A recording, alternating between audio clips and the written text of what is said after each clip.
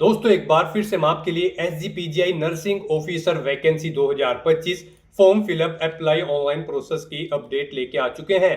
किस तरह से आप नर्सिंग ऑफिसर और अन्य पोस्ट के लिए 1479 वैकेंसीज के लिए अपने फॉर्म अप्लाई कर सकते हो। स्टेप बाय स्टेप कंप्लीट जानकारी आपको इस वीडियो में दी जाएगी। ऑनलाइन आवेदन करते समय आपको कोई भी ऐसी गलती या फिर मिस्टेक नहीं करनी होगी जिसको करने से आपके एप्लीकेशन फॉर्म रिजेक्ट हो सकते हैं। आवेदन करते समय आपको कुछ महत्वपूर्ण बातों का भी ध्यान रखना होगा, कुछ इंस्ट्रक्शंस का भी आपको ध्यान रखना होगा, तभी आपके एप्लीकेशन फॉर्म सक्सेसफुली सबमिट किए जाएंगे।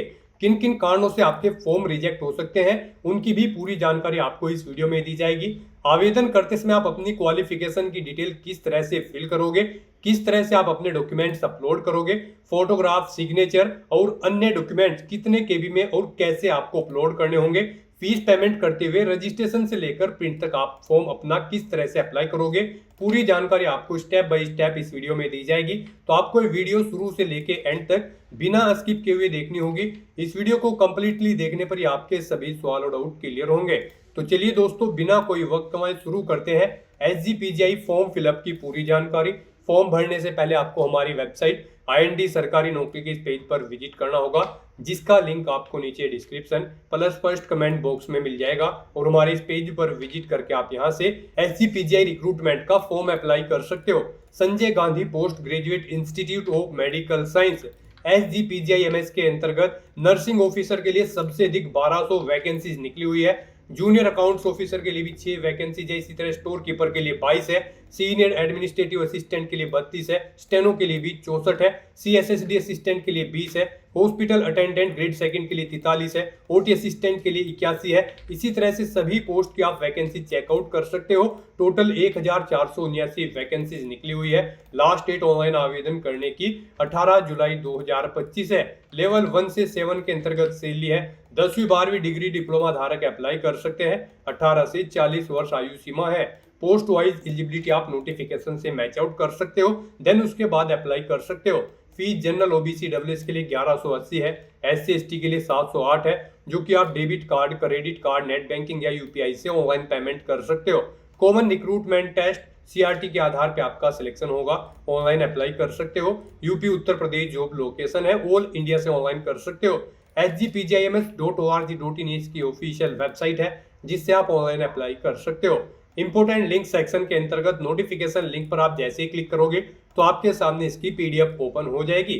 इसमें आप स्क्रॉल डाउन करते हुए यहाँ से पोस्ट वाइज वैकेंसी चेकआउट कर सकते हो, कैटेगरी वाइज वैकेंसी चेकआउट कर सकते हो। यहाँ पर आपको सैलरी की भी जानकारी मिल जाएगी। स्क्रॉल डाउन करोगे तो कुछ जनरल इंस्ट्रक्शंस आपको दिए गए हैं। फीस पेमेंट की कैटेगरी वाइज जानकारी आपको दी गई है, किस कैटेगरी को कितनी फीस किस तरह से जमा करनी होगी, पूरी इंफॉर्मेशन आपको यहाँ पर मिल जाएगी। और स्क्रॉल डाउन करोगे तो यहाँ पर आपको पोस्ट वाइज क्वालिफिकेशन की डिटेल दी गई है, जैसे कि नर्सिंग ऑफिसर के लिए क्वालिफिकेशन की डिटेल। सभी पोस्ट के लिए आप क्वालिफिकेशन की जानकारी स्क्रॉल डाउन करते हुए चेकआउट कर सकते हो। साथ ही साथ हाउ टू अप्लाई का यहाँ पर आपको कंप्लीट प्रोसीजर दिया गया है, किस तरह से आपको फोटोग्राफ यहाँ पर स्कैन करते हुए अपलोड करने होंगे, किस तरह से सिग्नेचर अपलोड करोगे, कितनी केबी में आपको ये डॉक्यूमेंट्स अपलोड करने होंगे। सभी डॉक्यूमेंट्स की आपको लिस्ट दे दी गई है। रजिस्ट्रेशन से लेकर प्रिंट तक आपको किस तरह से अपना फॉर्म अप्लाई करना होगा, पूरी जानकारी यहाँ पर आपको पर्सनल डिटेल किस तरह से फिल करनी होगी, किस तरह से communication detail, qualification detail fill करोगे और यहाँ पर डॉक्यूमेंट्स अपलोड करोगे, फीस पेमेंट करते हुए प्रिंट तक आप अपना फॉर्म किस तरह से अप्लाई करोगे, पूरा प्रोसीजर आपको दिया गया है। और यहाँ पर आपको स्क्रॉल डाउन करोगे तो एग्जामिनेशन पैटर्न और सिलेबस की जानकारी दी गई है। जो कॉमन रिक्रूटमेंट टेस्ट होगा उसके लिए पूरा सिलेबस सब्जेक्ट वाइज आपको डिटेल में मिल जाएगा। तो अप्लाई करने से पहले आपको नोटिफिकेशन की PDF पूरा रीड आउट करना अनिवार्य है। इसको पूरा पढ़ने से आपके सभी सवाल और डाउट क्लियर होंगे। PDF रीड आउट करने के बाद में आपको अप्लाई ऑनलाइन लिंक पर क्लिक करना होगा, तो आपके सामने ऑनलाइन आवेदन करने का ये ऑफिशियल पोर्टल ओपन हो जाएगा। गाइस यहाँ पर आने के बाद अगर आपने पहले से रजिस्ट्रेशन कर रखा है तो आपको click here to login for already registered user, आपको इस ऑप्शन पर क्लिक करना है। उसके बाद आपके सामने यहाँ पर कुछ इस तरह से इंटरफेस ओपन होगा। यहाँ पर आने के बाद आपको अपनी यूजर ID एंटर करनी है, अपना पासवर्ड आपको एंटर करना है, ये कैप्चा कोड आपको यहाँ पर एंटर करना है और लॉगिन के इस ऑप्शन पर क्लिक करके आपको अपने डैशबोर्ड में लॉगिन करके अपना फॉर्म अप्लाई करना है। और गाइज अगर आप इस भर्ती के लिए फर्स्ट टाइम अप्लाई करने जा रहे हो तो सबसे पहले यहाँ पर आपको अपना रजिस्ट्रेशन करना होगा। उसके लिए आपको यहाँ पर click here to register new user की ये टैब दी गई है, आपको इस पर क्लिक करना है। उसके बाद आपके सामने यहाँ पर रजिस्ट्रेशन का फॉर्म ओपन हो जाएगा। यहाँ पर आपको रजिस्ट्रेशन करने से पहले कुछ इंस्ट्रक्शंस इंपॉर्टेंट पॉइंट दिए गए हैं, आपको इन्हें रीड कर लेना है और यहाँ पर आपको अपनी बेसिक डिटेल्स प्रोवाइड कराते हुए अपना रजिस्ट्रेशन करना है। सबसे पहले यहाँ पर आपको पोस्ट सेलेक्ट करनी है, आप किस पोस्ट के लिए अप्लाई करना चाहते हैं। हम यहाँ पर आपको नर्सिंग ऑफिसर की पोस्ट के लिए अप्लाई करके दिखा रहे हैं, बाकी की सब पोस्ट के लिए भी सेम ऐसे ही अप्लाई होगा। तो यहाँ पर आप पोस्ट सेलेक्ट करें जिसके लिए आप अप्लाई करना चाहते हैं। फिर यहाँ पर आपको अपना फर्स्ट नेम एंटर करना है, कैंडिडेट को अपना मिडिल नेम एंटर करना है, अगर है नहीं है तो इस कॉलम को खाली छोड़ दें। लास्ट नेम एंटर करें, अगर है नहीं है तो इस कॉलम को भी आप खाली छोड़ सकते हैं। फिर यहाँ पर आपको अपने फादर का नाम एंटर करना है, मदर का नाम एंटर करना है। उसके बाद यहाँ पर आपको अपनी डेट ऑफ बर्थ सेलेक्ट कर लेनी है। उसके बाद यहाँ पर आपको अपना मोबाइल नंबर एंटर करना है, वही मोबाइल नंबर एक बार फिर से एंटर करके उसे कंफर्म कर लेना है। अपनी ईमेल आईडी आपको यहाँ पर एंटर करनी है, ईमेल आईडी एक बार फिर से एंटर करके उसे कंफर्म कर लेना है। उसके बाद यहाँ पर आपको इस पेज को नीचे स्क्रॉल डाउन करना है और उसके बाद फिर यहाँ पर आपको गाइस जनरेट ओटीपी के ऑप्शन पर क्लिक कर देना है। उसके बाद आपके सामने यहाँ पर ये कैप्चा ऑथेंटिकेशन मोड ओपन होगा। यहाँ पर आने के बाद गाइस आपको ये कैप्चा कोड यहाँ पर एंटर करना है और उसके बाद आपको यहाँ पर सबमिट की इस टैब पर क्लिक कर देना है।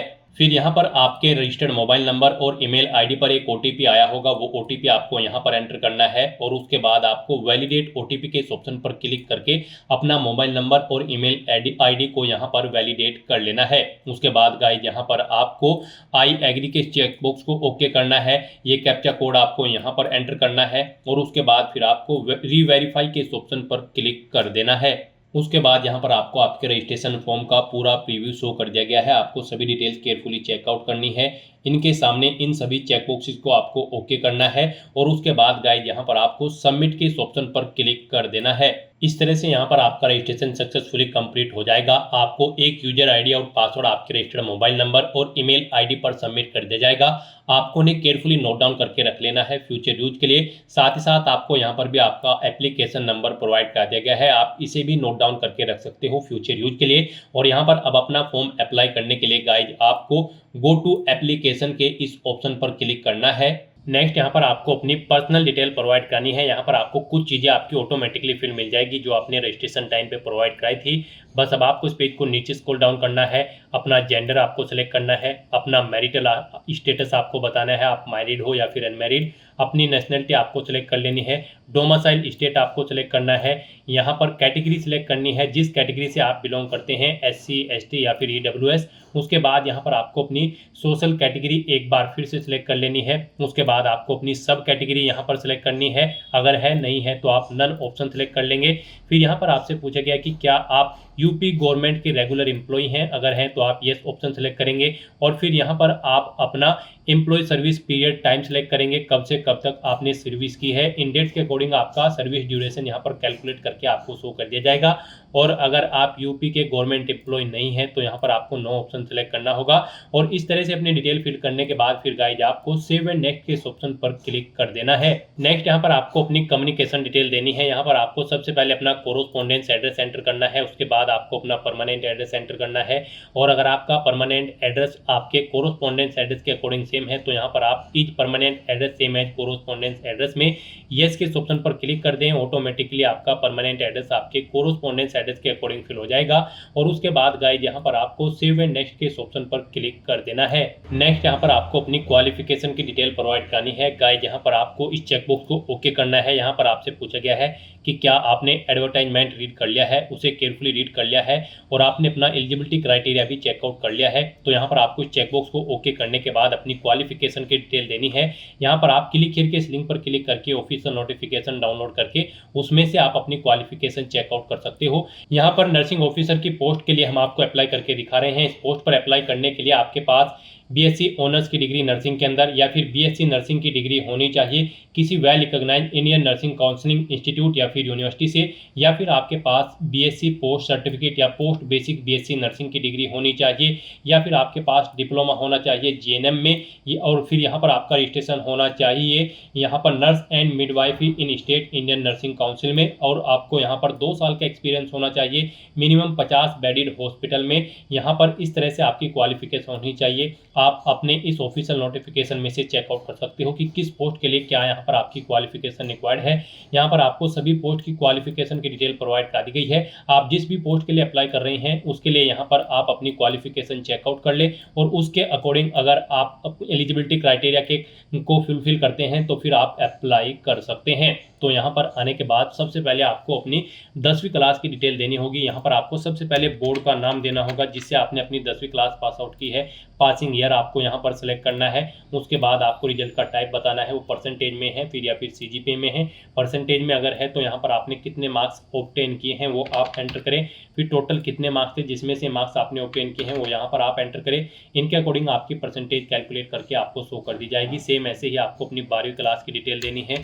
यहाँ पर भी आप बोर्ड का नाम दें, यहाँ पर मेजर सब्जेक्ट दें, यानी कि 12th में आपके पास यहाँ पर फिजिक्स, केमिस्ट्री, मैथ या फिर आर्ट साइड थी वो यहाँ पर आप सब्जेक्ट्स एंटर करें। पासिंग ईयर यहाँ पर आप दें। उसके बाद ही रिजल्ट का टाइप बताएं। परसेंटेज में अगर है तो कितने मार्क्स आपने ऑब्टेन किए हैं वो एंटर करें। टोटल कितने मार्क्स थे जिसमें से आपने मार्क्स ऑब्टेन किए हैं वो आप एंटर करें।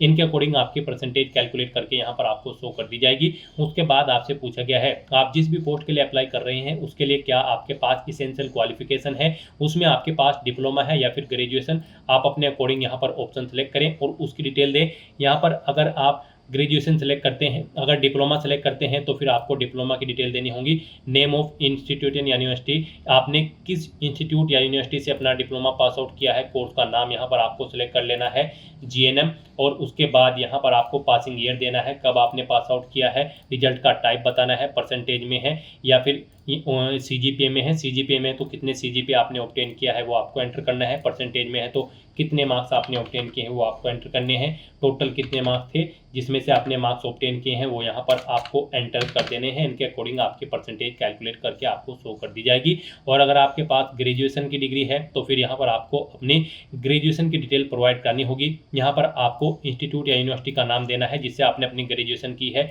कोर्स का नाम यहाँ पर आपको सिलेक्ट करना है, आपने बीएससी ऑनर्स नर्सिंग में की है या फिर बीएससी नर्सिंग या फिर BSc post certificate post basic BSc nursing. आपकी पोस्ट के अकॉर्डिंग यहाँ पर आपको क्वालिफिकेशन शो कर दी जाएगी। आप अपने अकॉर्डिंग ऑप्शन सेलेक्ट करें। पासिंग ईयर यहाँ पर आप सेलेक्ट करें। रिजल्ट का टाइप बताएं, परसेंटेज में है या फिर सीजीपीए में है। परसेंटेज में अगर है तो कितने मार्क्स ऑब्टेन किए हैं वो यहाँ पर आप एंटर करें। टोटल कितने मार्क्स थे जिसमें से आपने मार्क्स ऑब्टेन किए हैं वो आप एंटर करें। इनके अकॉर्डिंग आपकी परसेंटेज कैलकुलेट करके यहाँ पर आपको शो कर दी जाएगी। उसके बाद अगर आपने पोस्ट ग्रेजुएशन या फिर इसके इक्विवेलेंट कोई एग्जाम पास आउट कर रखा है तो उसकी डिटेल आप यहाँ पर सेम ऐसे ही प्रोवाइड कर सकते हैं। फिर यहाँ पर आपसे पूछा गया है कि क्या आपको मिनिमम 50 बेडेड हॉस्पिटल का एक्सपीरियंस है। अगर आप डिप्लोमा सेलेक्ट करते हैं तो फिर यहाँ पर आपको 50 बेडेड हॉस्पिटल में एक्सपीरियंस रिक्वायर्ड है, तो यहाँ पर आपको येस करना होगा अगर आप डिप्लोमा ऊपर सेलेक्ट करते हैं यहाँ पर इसेंशियल क्वालिफिकेशन में। उसके बाद आपसे पूछा गया कि क्या आप यहाँ पर रजिस्टर है nurse and midwives in state in Indian nursing council में, स्टेट में या फिर इंडियन नर्सिंग काउंसिल में। यहाँ पर भी आपको यस करना होगा। उसके बाद यहाँ पर अगर आपने डिप्लोमा कर रखा है, name of state Indian nursing council, Indian nursing council के स्टेट का नाम देना है जिसमें आपका रजिस्ट्रेशन हो रखा है।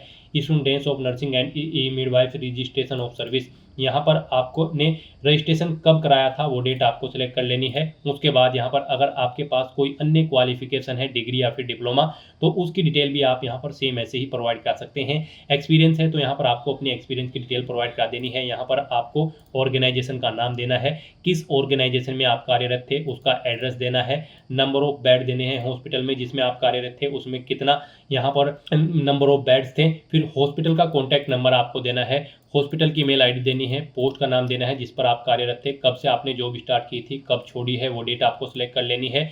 यहाँ पर अगर आप डिप्लोमा सेलेक्ट करते हैं तो फिर आपको अपने एक्सपीरियंस की डिटेल देनी होगी, और अगर आपने ग्रेजुएशन डिग्री सेलेक्ट की है तो फिर यहाँ पर आपको एक्सपीरियंस रिक्वायर्ड नहीं है।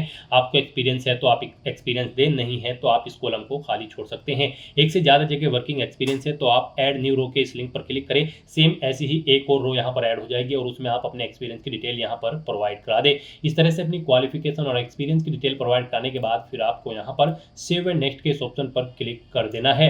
नेक्स्ट यहाँ पर आपको अपने डॉक्यूमेंट अपलोड करने हैं गाइस। यहाँ पर आपको अपना फोटोग्राफ, सिग्नेचर, हाई स्कूल का सर्टिफिकेट, इंटरमीडिएट का सर्टिफिकेट, ग्रेजुएशन का certificate, caste certificate, domicile certificate, और यहाँ पर आपको इंडियन नर्सिंग काउंसिल में जो आपका रजिस्ट्रेशन हो रखा है उसका सर्टिफिकेट आपको अपलोड करना होगा। स्कैन कॉपी उसके यहाँ पर आपको अपने रजिस्ट्रेशन सर्टिफिकेट की अपलोड करनी होगी। साथ ही साथ यहाँ पर आपको अपने एक्सपीरियंस सर्टिफिकेट भी आपको अपलोड करना होगा। अगर आपको एक्सपीरियंस है तो यहाँ पर आपको अपने इन डॉक्यूमेंट्स को अपलोड करने के लिए क्लिक हियर टू अपलोड के इस ऑप्शन पर क्लिक करना है। यहाँ पर आपको जिस भी डॉक्यूमेंट को आप अपलोड करेंगे उसकी गाइडलाइन आपको दे दी गई है। जैसे कि अगर आप फोटोग्राफ अपलोड कर रहे हैं तो आपका फोटो यहाँ पर जेपीजी या फिर जेपीजी फॉर्मेट में होना चाहिए। 50 से 200 केबी के बीच में उसका साइज होना चाहिए। आपको drop file share /browse to upload के इस ऑप्शन पर क्लिक करना है, फाइल को सिलेक्ट कर लेना है और अपना फोटोग्राफ यहाँ पर अपलोड कर देना है। इसी तरह से यहाँ पर आपको अपने सिग्नेचर अपलोड करने के लिए क्लिक हियर टू अपलोड के ऑप्शन पर क्लिक करना है।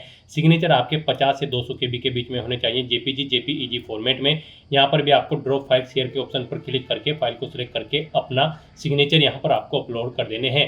इस तरह से यहाँ पर आपको अपने फोटो, सिग्नेचर और बाकी के सर्टिफिकेट अपलोड करने हैं। यहाँ पर आप क्लिक हियर टू अपलोड के ऑप्शन पर क्लिक करें और यहाँ पर अपने डॉक्यूमेंट्स 1 बाय 1 करके आप अपलोड कर दें। यहाँ पर बाकी के जो डॉक्यूमेंट्स हैं मोस्टली वो यहाँ पर आपके 100 केबी से 1 MB के बीच में होने चाहिए और ये पीडीएफ, जेपीजी या फिर जेपीजी फॉर्मेट में होने चाहिए। तो यहाँ पर आपको क्लिक हियर टू अपलोड के ऑप्शन पर क्लिक करते हुए अपने इन सभी डॉक्यूमेंट्स को अपलोड कर देना है। तो इस तरह से यहाँ पर आपको अपने सभी डॉक्यूमेंट्स अपलोड कर देने हैं। उनके बाद आपको व्यू के लिंक पर क्लिक करके अपने इन डॉक्यूमेंट को व्यू कर लेना है। पेज को नीचे स्क्रॉल डाउन करना है और फिर यहाँ पर आपको आपकी कैटेगरी के अकॉर्डिंग एप्लीकेशन फीस का अमाउंट शो कर दिया जाएगा। गाइस, यहाँ पर जनरल, ओबीसी, ईडब्ल्यूएस कैंडिडेट को 1180 रुपये फीस के रूप में जमा कराने हैं। SC ST कैंडिडेट को 708 रुपये फीस के रूप में जमा कराने हैं।